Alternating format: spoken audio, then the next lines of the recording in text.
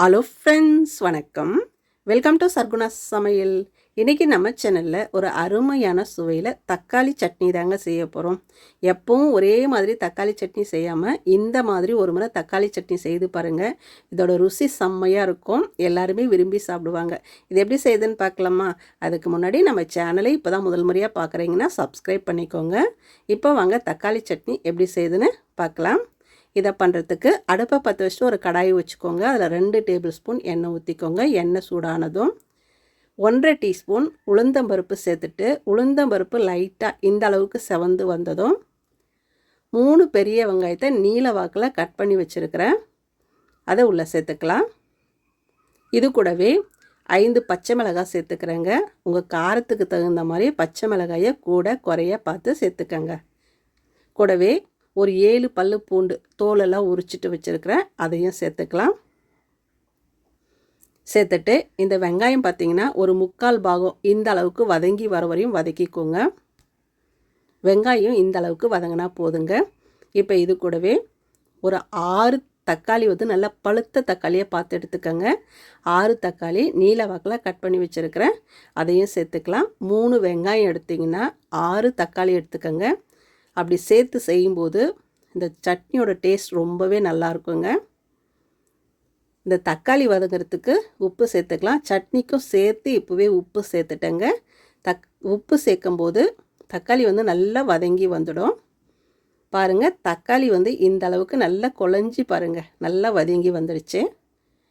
இந்த அளவுக்கு வதக்கிக்கோங்க. இப்போ இது கூடவே 2 கொத்து கருவேப்பிலையை நம்ம சேர்த்துக்கலாங்க. கூடவே ஒரு கைப்பிடி அளவுக்கு கொத்தமல்லியை நல்லா அலசிட்டு சேர்த்துக்கலாம்.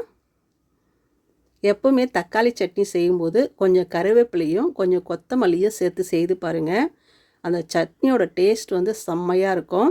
இந்த சட்னிக்காகவே இட்லி செய்ய சொல்லி கேட்பாங்க. அந்த அளவுக்கு ருசியாக இருக்கும்.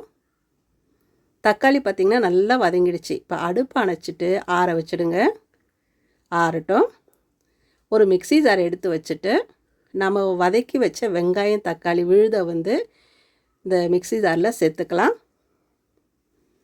எல்லாத்தையும் சேர்த்துக்கங்க. சேர்த்துட்டு நம்ம ஏற்கனவே உப்பு சேர்த்துருக்குறோம். அரைச்சி பார்த்துட்டு அதுக்கப்புறம் உப்பு சேர்த்துக்கலாம். பத்தலைன்னா தண்ணி எதுவும் ஊற்றாத, அப்படியே நல்லா கொரப்பாக அரைச்சிட்டு வந்துடலாங்க.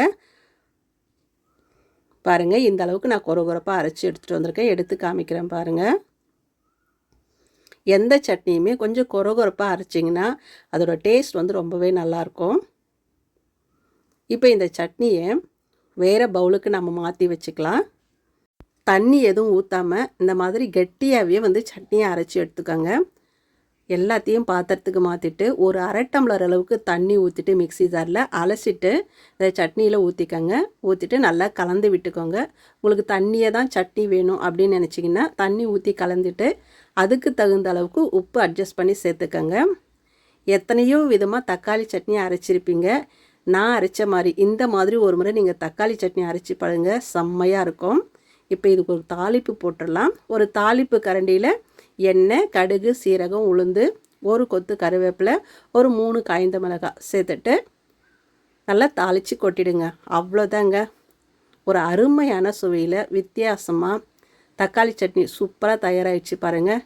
எப்பவும் ஒரே மாதிரி சட்னி செய்யாமல் 1 பங்கு வெங்காயம் 2 பங்கு தக்காளி சேர்த்து நீங்கள் சட்னி அரைச்சி பாருங்கள். டேஸ்ட்டு செம்மையாக இருக்கும். சுட சுட ஒரு 4 இட்லி எடுத்து வச்சுட்டு 2 கரண்டி சட்னியில் 3 கரண்டி சட்னி வச்சு கூட கொடுத்து பாருங்கள். இந்த சட்னியோட ருசிக்கு 4 இட்லி பத்துமா என்ன? இந்த சட்னியோட ருசிக்கு 10 இட்லி கூட சாப்பிடுவாங்க. அந்த அளவுக்கு ருசியாக இருக்கும். உண்மையிலேயே இந்த மாதிரி ஒரு முறை செய்து பாருங்கள். டேஸ்ட்டு செம்மையாக இருக்கும். இதே மாதிரி நீங்களும் செய்து பாருங்கள். செய்து பார்த்துட்டு எப்படி வந்ததுன்னு கமெண்ட்டில் சொல்லுங்கள். இந்த வீடியோ பிடிச்சதுன்னா சர்க்குணா சமையலுக்கு சப்ஸ்கிரைப் பண்ணுங்கள், லைக் பண்ணுங்கள், கமெண்ட் பண்ணுங்கள். மறக்காமல் உங்கள் தெரிஞ்சவங்களுக்கு நிறைய ஷேர் பண்ணுங்கள்.